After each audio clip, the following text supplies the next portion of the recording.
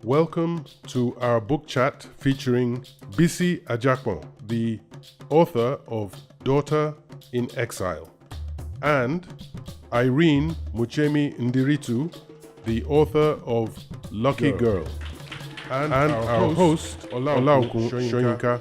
Please give them a special Ake welcome.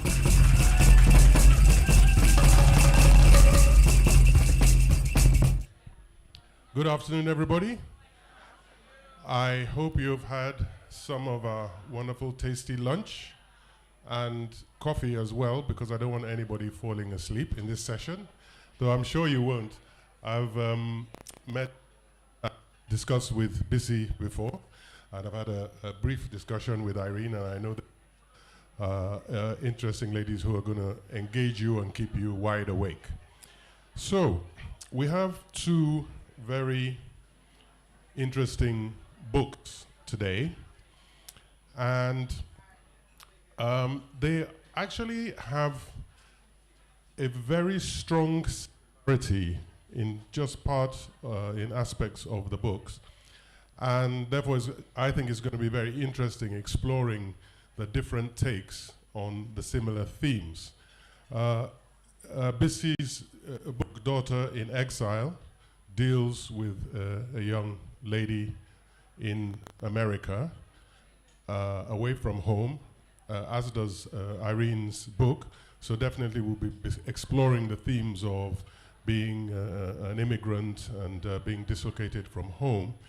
And both books also have as a very central, strong part, strong influence on the main character, the presence, either physically or emotionally, of the mother, very strong mother figure. So we'll be looking at that as well.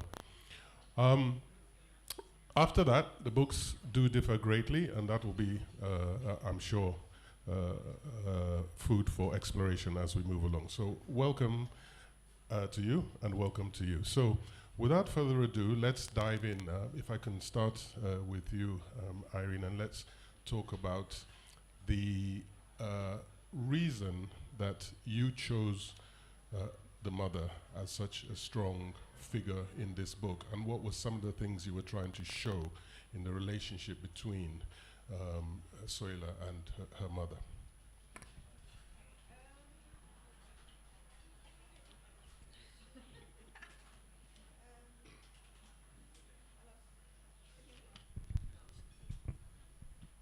Hello, everyone.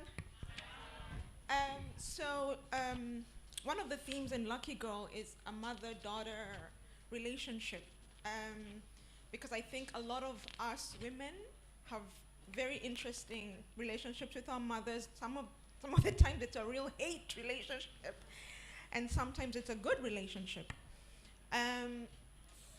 For this novel, I wanted it to be that this girl has been raised by a woman who just wants the best for her, like a tiger mother. And a mother that doesn't, has a dream for her, a very specific dream for this child, you know, what she's going to do with her life, what she's going to study, who she's going to marry. And in that sense, as Soyinka is growing up, the book is a coming of age. As she's growing up, she has to contend with this mother who every time she wants to make a decision that makes her happy, she knows that her mother will push back.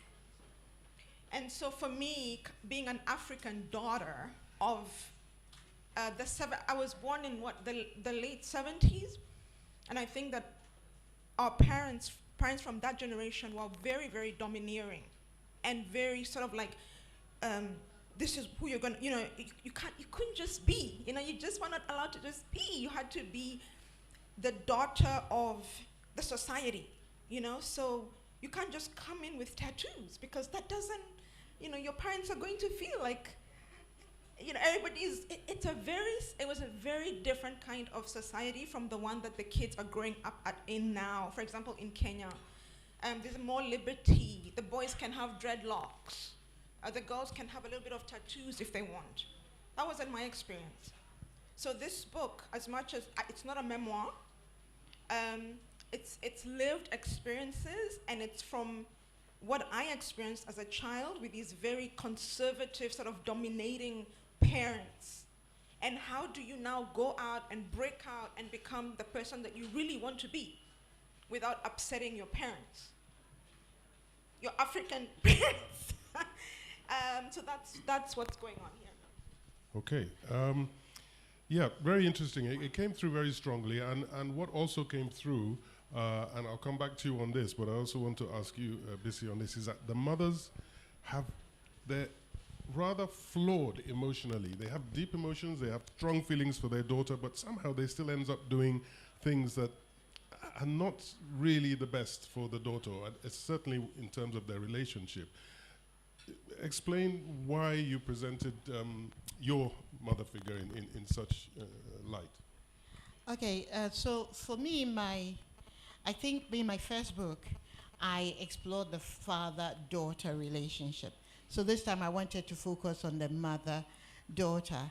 And they have actually a very tender relationship, a very loving relationship, because, you know, they've gone from hardship to now the mother is a successful woman. She's a high court judge. And naturally, she wants the best for her child. She actually wants to give her child some liberty within reason. But I think that being a mother myself, here's the thing, I've always considered being a parent like, you know, you are blind. You have a walking stick and you're going like this. And then you change direction when you hit a course. And what I tried to show was that mothers always have the best of intentions. And in this case, it's a Christian mother who wants her child to have the best in life, but also to be successful. But it's not easy being a parent. Even with the best of intentions, you're going to make mistakes. I mean, I'm dreading one day my daughter deciding to write. In fact, she has been telling me she's writing a book. And all I can think of is, oh my God, what is she going to say? That everybody's going to say, was your mother like that? You know, I had a picture taken. I was playing tennis, and I was standing like this, real Serena, like about to whack the ball. And she goes, oh, my mother is awesome. You can imagine how painful childhood beatings were. And I almost cried. So for me, it was to show the complexity and the really deeply emotional relationship between a mother and daughter, one that is flawed on both sides, because the daughter makes lots of mistakes, makes horrible decisions, but just to show how much love the blood ties are. I had to say that, black ties, yeah. Thank you. One of the difficult things about moderating sessions about books is knowing that a lot of people haven't read the book, and I'm desperately trying to make sure I don't tempt the authors into giving spoilers. So if you hear any spoilers coming, somebody just shout so that we're all warned. So it makes my questioning a little bit tricky. I'll try to stick more to themes than to specific aspects of the book. But did you want to portray the mother as emotionally withholding and rather complex to the point where she damages the relationship rather than helps it? Funnily enough, the manuscript that was picked up by Random House, the very first manuscript, they came back and they said, this mother is abusive. Keeping in mind what is abusive for us Africans. You know, we all got clocked by our parents, you know? For the Americans, maybe that's not something that happens. So they said, this mother is a little bit, she might turn off the reader. And I said, well, you know, I'm happy to change her, you know, because I also understand that there's no human being that's sort of one way. You know, every human being is 360 degrees.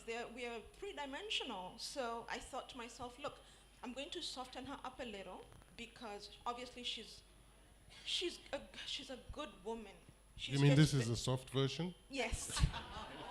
She's just extremely flawed, but what I wanted to actually explore was what makes you so flawed, right? I think a lot of us go, I can't deal with my mom. She's like this. And you don't stop and say, but why is she like this? And you don't maybe think, let me go first ask my grandmother what might have happened that made my mother like this, right? So we just immediately just want to kick back and say, oh, my mom. So what I wanted to do with this woman, yes, she's very flawed, but I wanted to tell her story as well and tell it slowly. Obviously you don't want to kill all the suspense too early, but let the reader know that this woman is actually a good person, but she's just had a really tough life and experiences that have really just damaged her. And now she's projecting them on her daughter, right? So so I think I don't think she's abusive anymore. I think she was abusive in the beginning, but not anymore. Yeah, I agree. Now, I said the books have this similar aspect to them, but they're very different. And one great thing about both books is that they really do keep tension and release, and overall the suspense across the arc of the story is really fantastic. Yet it's done in very different ways. What happens with Soyla is she goes, but she's legal, she's privileged, and she has a comfortable, privileged life, but life starts happening, and things, all a series of events that keep you in suspense, keep happening. In complete contrast, the main character in your book, Lola, is same name as your wife. Please don't forget, Lola. Yes, Freud would have something to there say will about be conversation that. later. Yeah.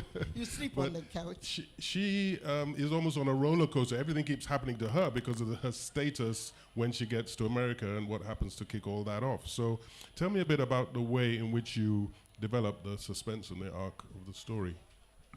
At first, actually, my agent felt the beginning was a little too slow, but I wanted to contrast it with her life in America, because the assumption that Westerners always make, which is what led me to write this, is that your life in your country is so miserable and it's so full of poverty and war and genital mutilation that you had to flee. But I wanted to show that her life in Senegal and in Ghana was far from that.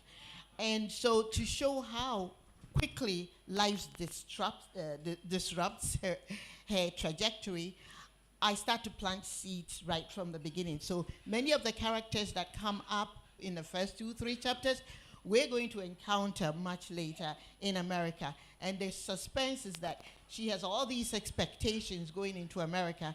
And I think that from my own personal point of view and looking at, the people around me, a lot of the immigrants around me, I found that American life could be like a hurricane.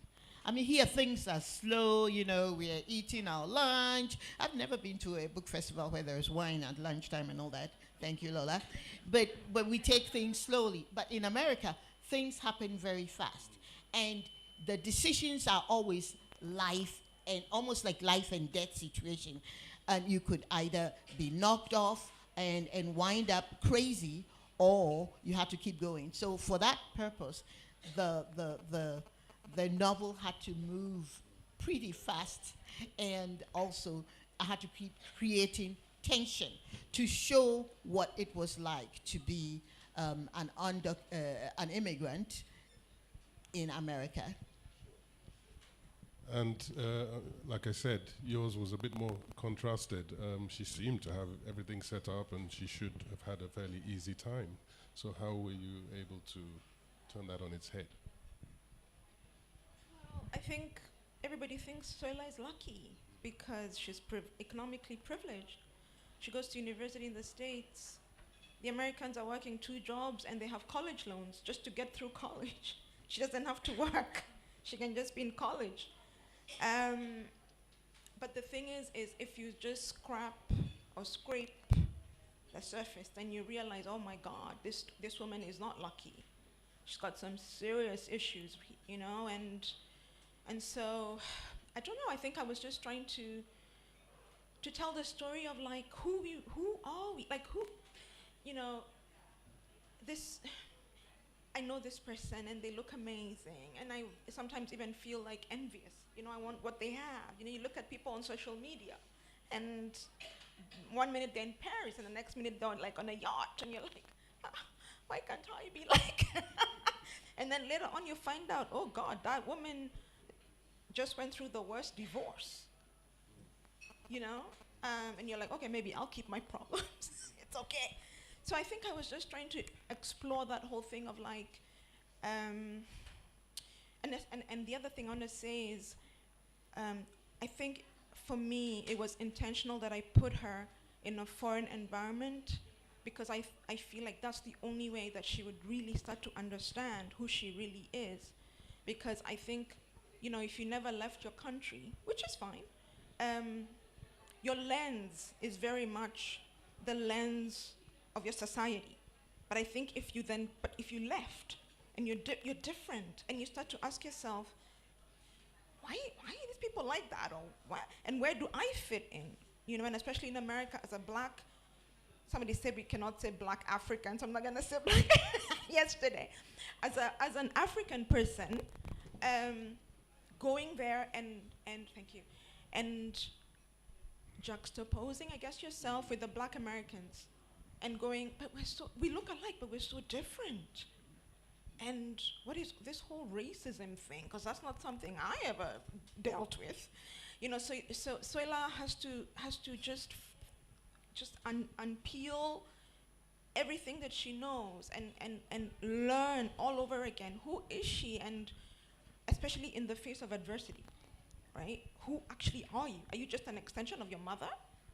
Or are you your own person? Now, I think that's probably whetted our appetites. Are you ready to read? Yeah. We'll start with you. Have you got a copy of your book with you? And I hope you have your passage ready, and you'll be next, obviously. I'm just going to start from the beginning, and that way, you know, I don't give away too many spoilers. So I'll start with the beginning. Now, if you have a copy of the book, I'm sure if you've opened it, you've noticed there are 3 words. There are no traditional chapters. And that is because I became fascinated by our Adinkra symbols, and they also became part of the book. So this is the prologue, and it's Sisa Usubang, Change Your Character, May 2007. After the trial, I will no longer be a woman without a country. I will either live legally in America or be deported back to Ghana within 6 months. I welcome either choice. I am weary of peripheral living. I've never voted in my life. When I was growing up in Ghana, the voting age was 21. By the time they changed it to 18, I had already left. In America, I pay taxes but can't vote. I'm a skeleton of a resident without the flesh of belonging. I've been up since 3 a.m. The letter my mother wrote a week ago lies unfolded on my bedside table. I've read it so many times that even when I close my eyes, I can still see the looping cursive swimming before me.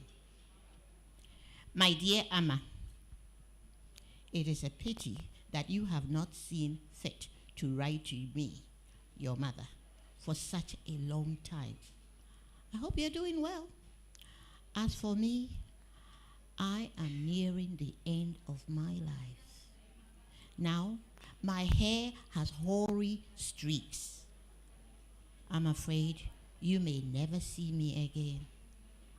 I don't know if you hold the nugget of wisdom I try to impart to you through those Adinkra symbols of Akan people, but I cling to the hope that you are living a good life. I pray that the Almighty God takes care of you and keep you safe when I am no longer here. Your loving mother, SD. 10 years. That's how long I've been away from home. Equia is what my family called me because I was a girl born on Wednesday. I used to hate it. What scant appreciation I had for our culture then. I hated my Western name too, Olivia. My mother's obsession with the name felt like a nutmeg grater on my skin. I didn't care that it had belonged to her childhood best friend who died. My parents had given the same name to my big sister who had also died at age 3 or 6. No one really knows. When I was born, they affixed the same name to me, which left me feeling that I was supposed to be a replacement for my dead sister.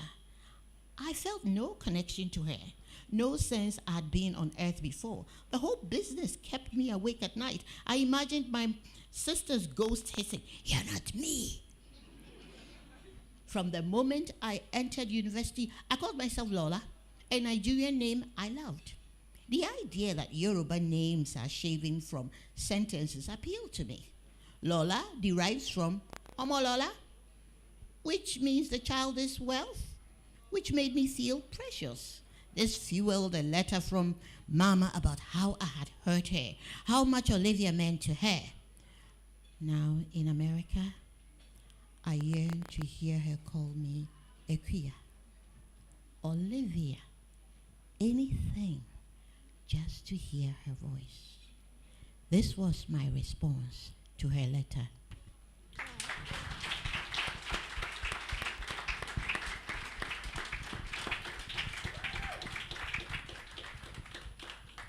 That was great, and I think we'll just go straight into your reading if you're ready. Guys, I'm just going to give you some context here. What I'm going to read, basically, the protagonist Soyinka has gone to America as a student. She's about 19 years old, and she's starting to see things, and she's making some very hectic stereotypes, or she's got these very hectic stereotypes, and they're around Black Americans. And when I lived in the U.S., I lived in the U.S. for a long time.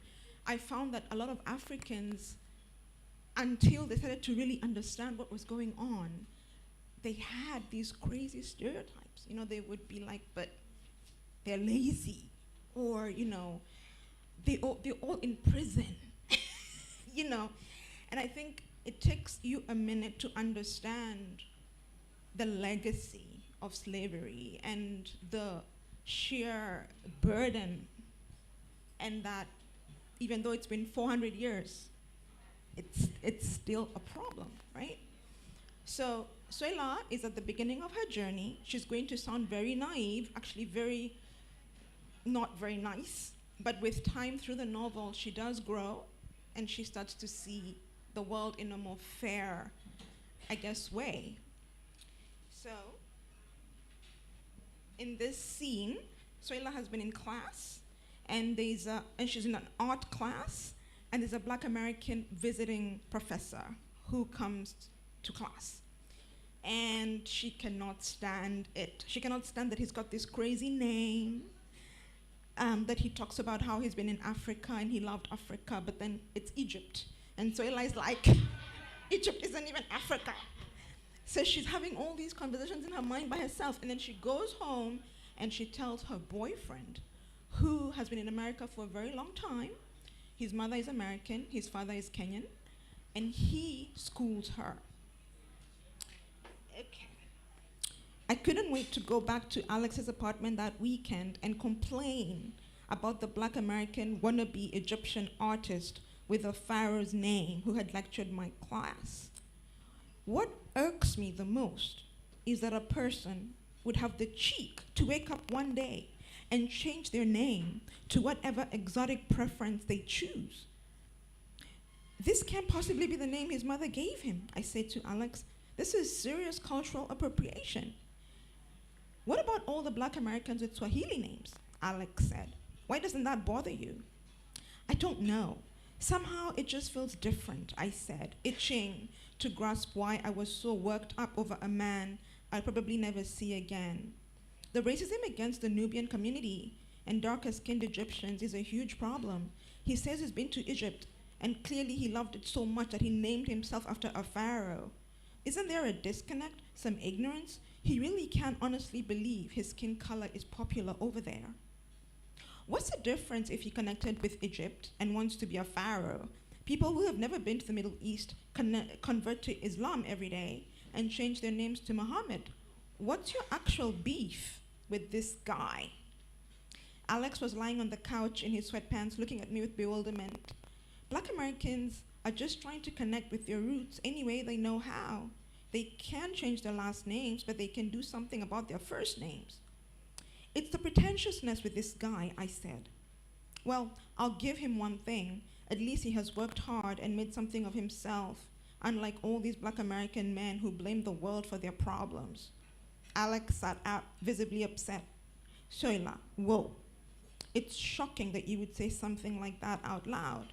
That is what all the ignorant Africans I've met here say. I thought you'd be different.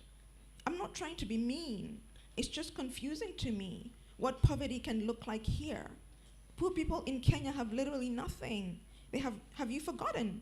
They would weep with gratitude to have the lives of poor people in America. And then I see people here complaining of poverty who still somehow wear expensive sneakers. None of it makes sense. Poor Kenyans can't afford expensive sneakers because they have no access to minimum wage jobs or housing or food benefits. That doesn't make poverty here any easier. It's just as brutal here, but it presents itself differently. Come on, Soyla, you've got to see that it's not that simple. It takes a ridiculous amount of willpower and drive to get out of a cycle of poverty. It's incredibly hard, not to mention the systemic inequities that perpetuate poverty and criminalize race. You should educate yourself about why things are the way they are in the US. What if Letitia heard you right now? I'm not trying to generalize. I'm not an idiot. I get that there's a tough history. Excuse me, did you say tough history? Soyla, this is a gross understatement. Black Americans have been through a special kind of hell for hundreds of years. Don't you read any Black literature?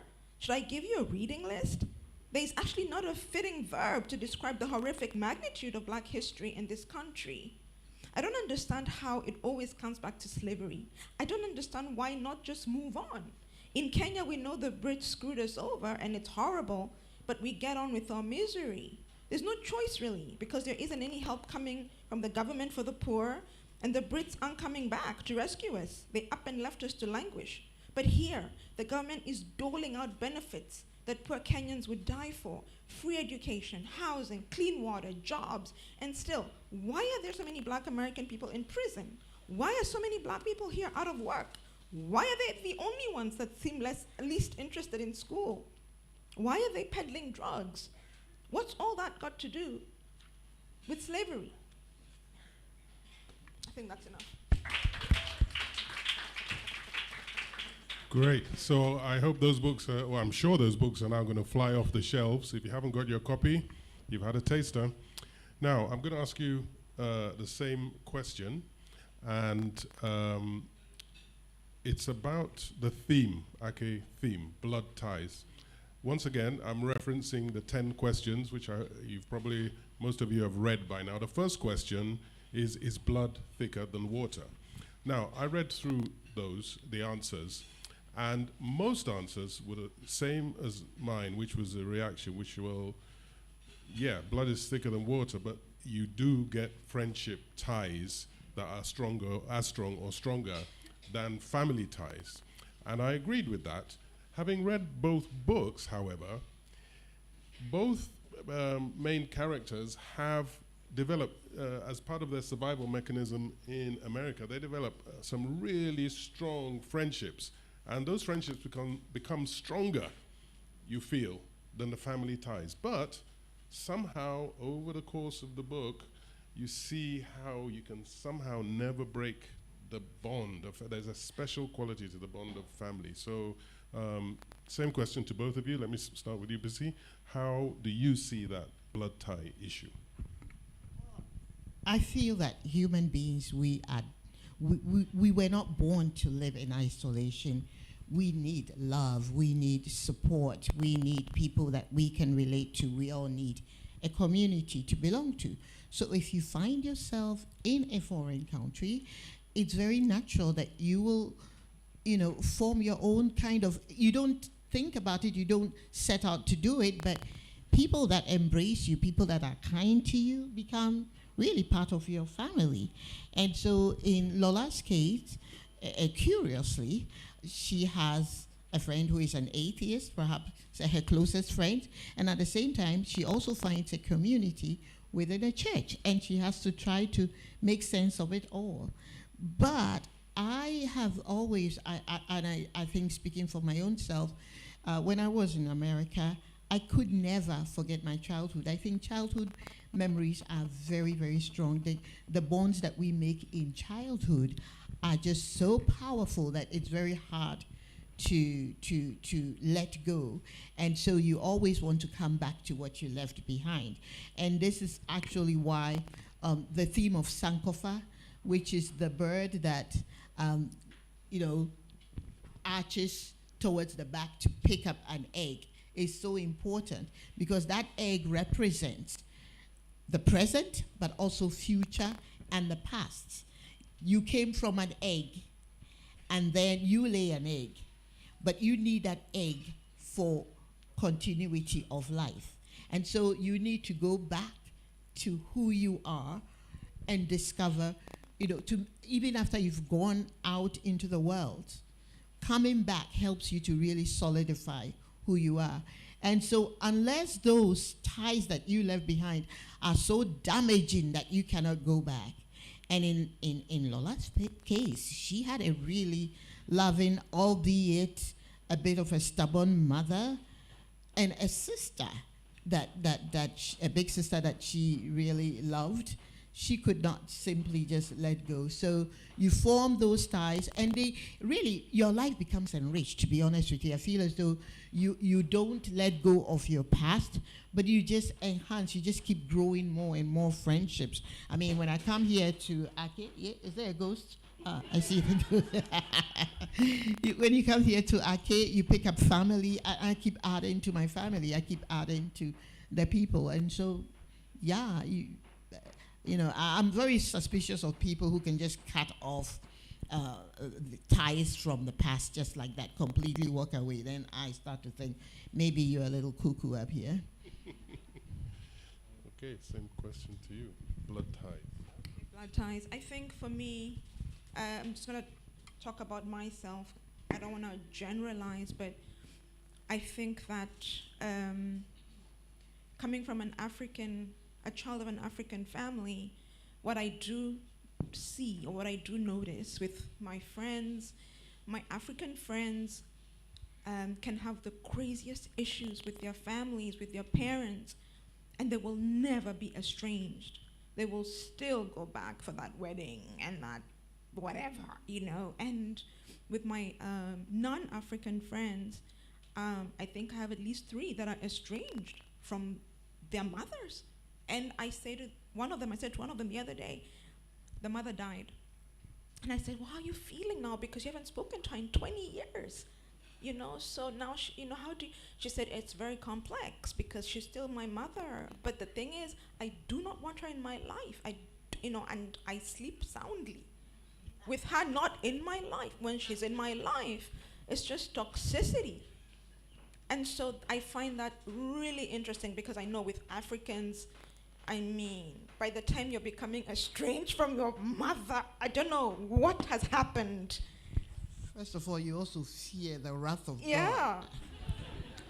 But also, I just wanted to say, with this whole blood ties thing, I don't know what I would do if I didn't have close friends, because that's where I go to just be and talk about all the things that are bothering me, because for some reason, I just feel like it's really hard to talk to the parents of my mother's generation, and I don't know how to, it's very difficult.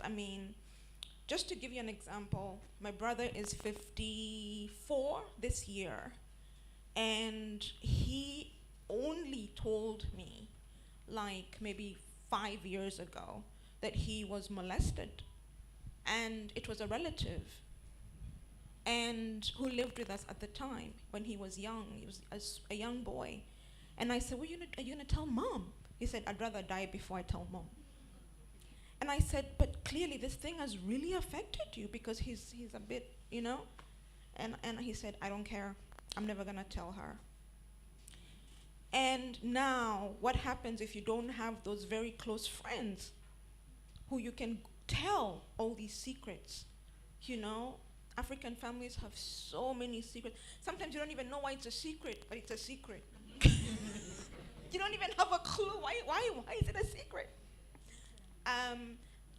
One of the things that I've been asked by pretty much everybody that's read this book is, this is not a spoiler. You'll know by the second of the second chapter. Everybody asks me, not everybody, but some people have asked me, why does her dad kill himself? And I said, I don't know.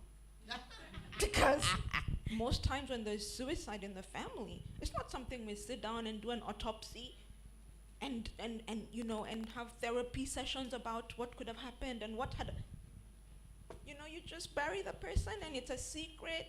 In the newspaper they write, what do they write? Sudden illness or sudden whatever. And then you just move on. So that's for me why my friendships are so important, because I can go there for therapy. Very true. Another theme that's very strong in both books, with different effects and different treatment, is religion. And the religion is very closely tied to the mothers as well. Again, was that deliberate? And what I'm sorry. I'm so glad you asked me that question. Yeah, there's a second part of the question, which also, because the atheist strand was quite strong, so I wasn't sure which direction we were going as well. So what's tell us about that side of it as well. Oh my God. First of all, I mean, if you've come to Ghana, I haven't seen that so much in Nigeria, and maybe it's because I don't go outside Lagos, but in Accra, Jesus Saves Hairdressing Saloon, Psalm 35 Barber Shop, In God We Trust Motorwork, and sometimes the name is really apropos because you look at the place and you better trust God. That car is there's a heart and a few rusty things, and it says, In God We Trust Motorworks. And religion, the Presbyterian missionaries arrived in Ghana in the 1920s. And actually, even before then, during the time of Yasantua, they were still there trying to make us all into Christians. So Christianity has become fused with the culture itself.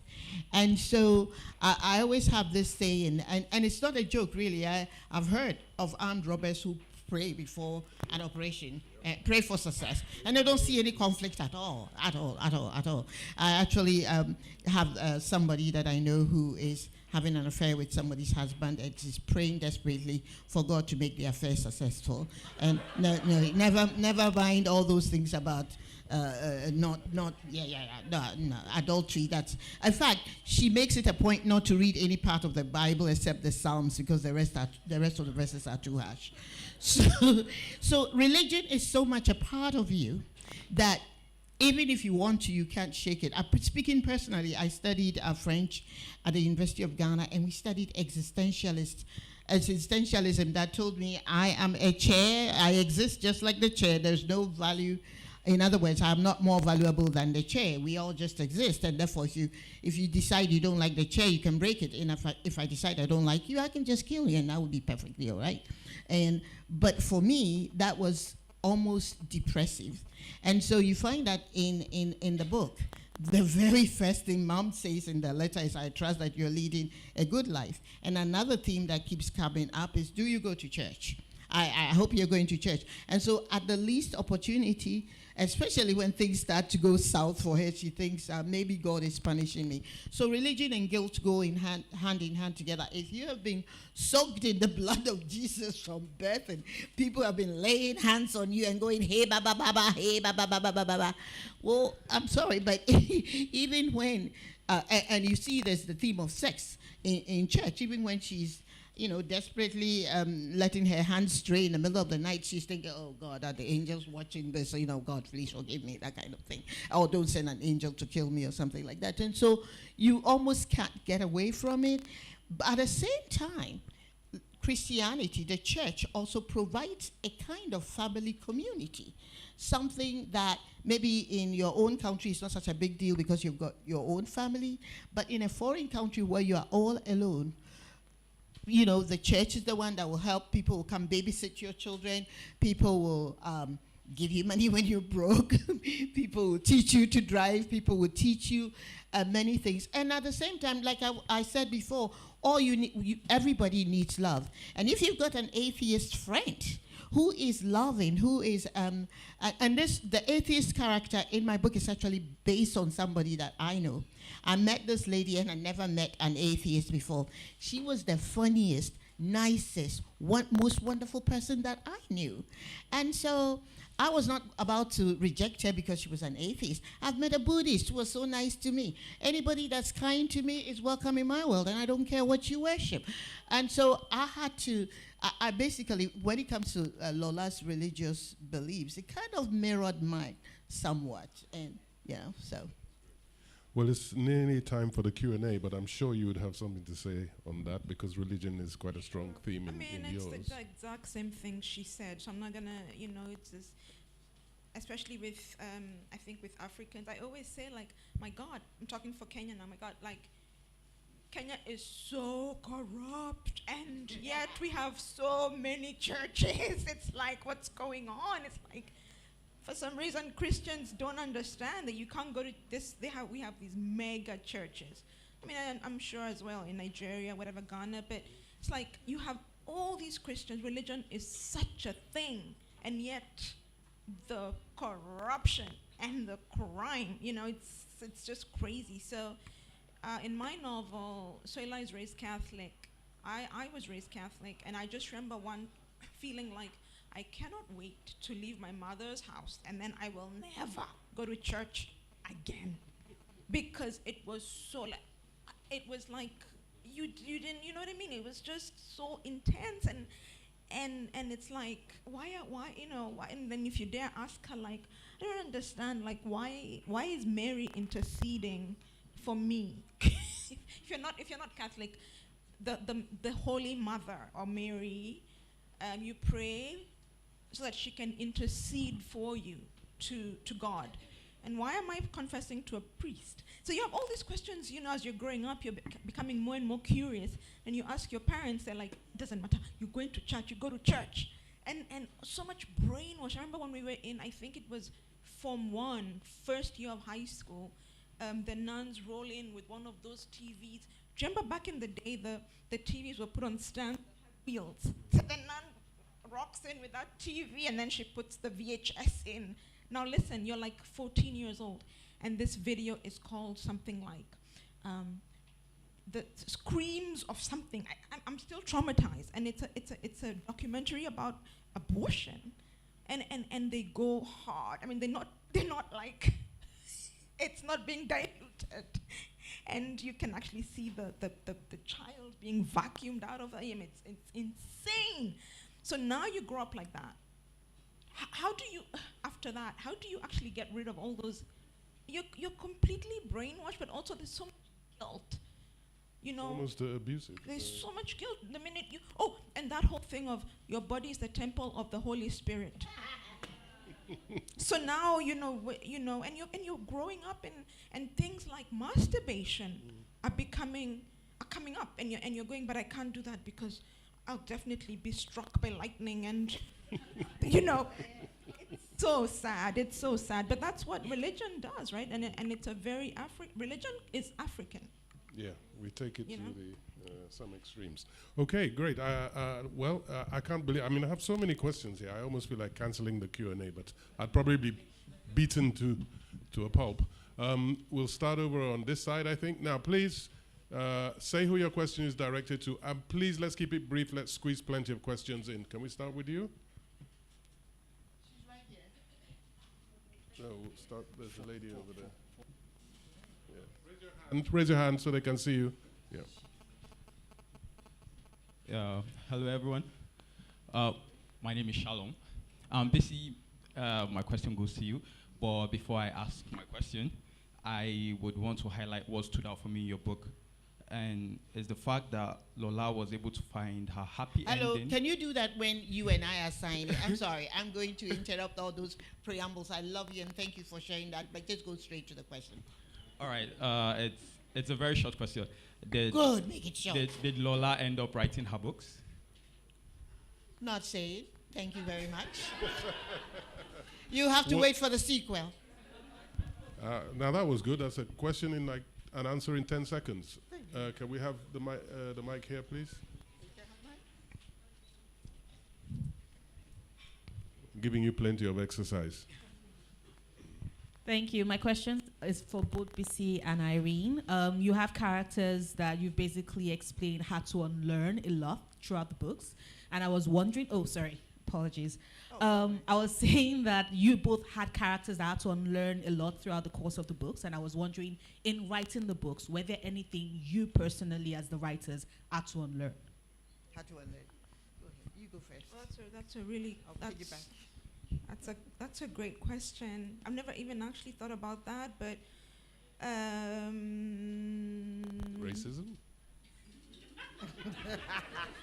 That's why I let you go first.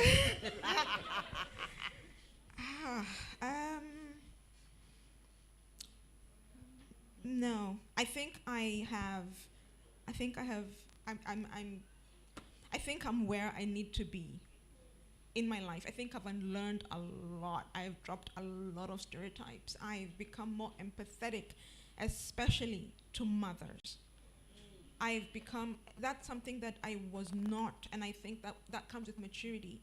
You know, I was just always very just bitching about, and now I realize, geez, this person is actually a human being, and they're flawed, and you have to have empathy for your mother, and you have to figure out how do you actually survive this woman, because you don't want to be estranged.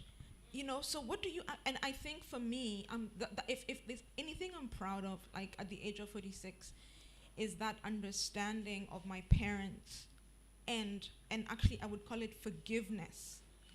I think you go to a Western country and you start to see that even a smack on a child's face is abuse. And then you're sitting there and you're going, okay, I wasn't even smacked, I was clobbered. And I am bitter. Then with maturity you start to say, you know what? They raised us in the way that they knew how to raise us.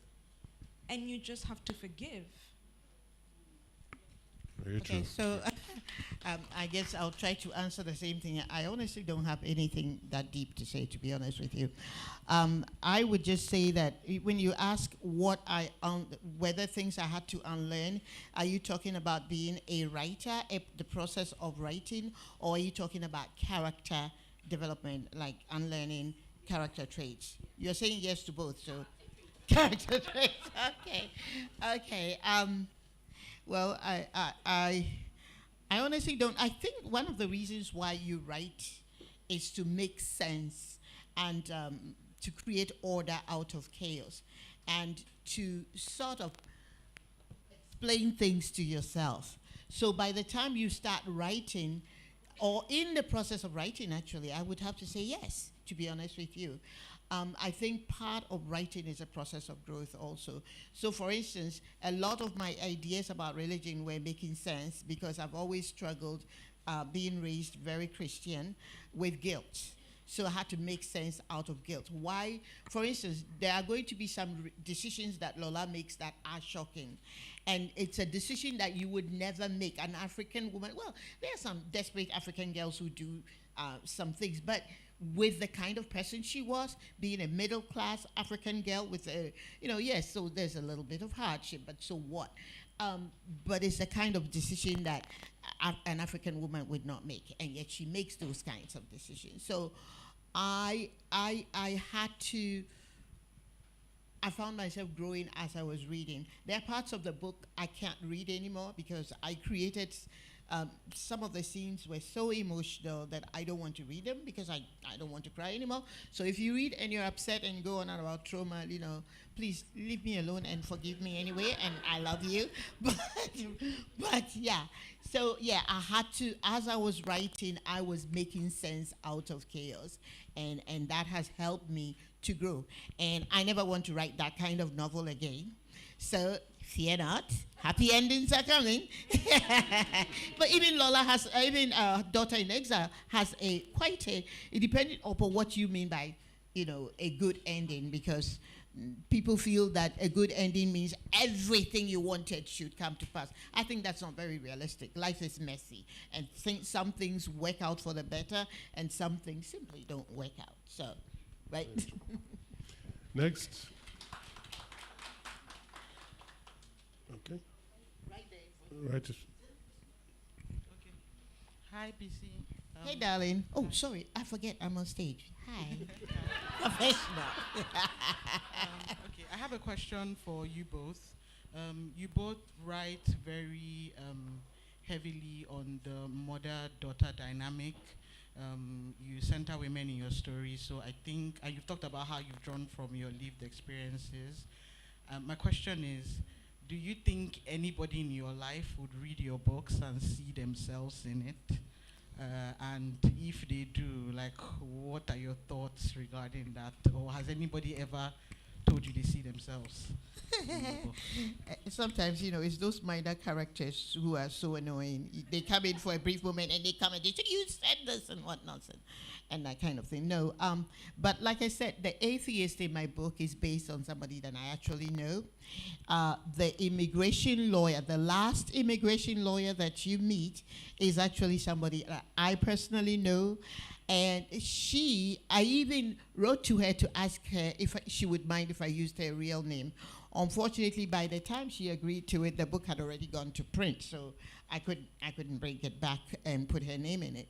But yes, there are also 2 children in the book, and the 2 children, the descriptions of their personality, they are based on my own children. And, oh yes, absolutely. Even their physical description are also unoriginal.